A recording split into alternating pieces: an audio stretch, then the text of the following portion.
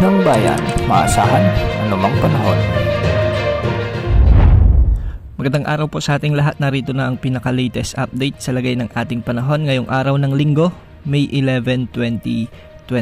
Sa kasalukuyan ay may umiiral na frontal system na nakakaapekto ngayon sa bahagi ng Batanes at Babuyan Islands. Magdadala ito ngayon ng maulap na kalangitan na may mga kalat-kalat na pagulan na may kasamang pagkulog at pagkidlat. Pinag-iingat natin ang ating mga kababayan dito dahil posible ang banta ng mga katamtaman hanggang sa kung minsan ay malalakas na pag-ulan na siyang posibleng magdulot ng mga landslide o kaya naman ay pagbaha. Sa nalalabing bahagi ng bansa ay easterlies pa rin ang dominanting weather system na nakakaapekto sa ating kapuluan. Dahil dito, umaga pa lamang ay may nakikita na tayong mga kaulapan o mga thunderstorms sa silangang bahagi ng Isabela at Aurora. Ibig sabihin nito may mga pag-ulan na nararanasan sa mga lugar na ito. Meron din tayong kaulapang nakikita sa bahagi ng Abra, Ilocos Sur, Ilocos Norte at Kalinga. Sa nalalabing bahagi ng Luzon ay magiging bagyang maulap hanggang sa maulap naman ang mga papawirin na may mga kasamang kalat-kalat na mahinang pag-ulan at posible ang mga thunderstorms lalo na pagsapit ng hapon at gabi.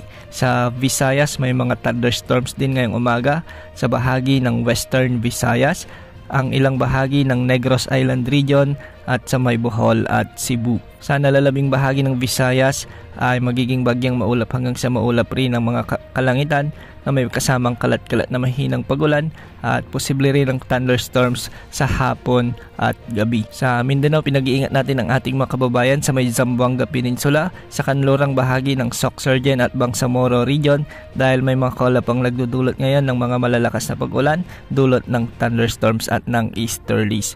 Posible ang banta ng mga pagbaha o pagguho ng lupa lalo na yung ilang araw ng nakakaranas ng mga pag-ulan. Sa nalalabing bahagi ng Mindanao ay posible rin ang kalat-kalat na pag-ulan lalo na pagsapit ng hapon at posible ang malalakas na pagbuhos ng ulan dulot ng mga thunderstorms. Sa kasalukuyan ay wala tayong namomonitor na potensyal na bagyo o LPA na posibleng makaapekto sa ating kapuluan sa susunod na 3 hanggang 5 araw. Ngunit kung pagbabasehan natin ang GFS model ay posibleng magkaroon ng bagyo sa susunod na linggo.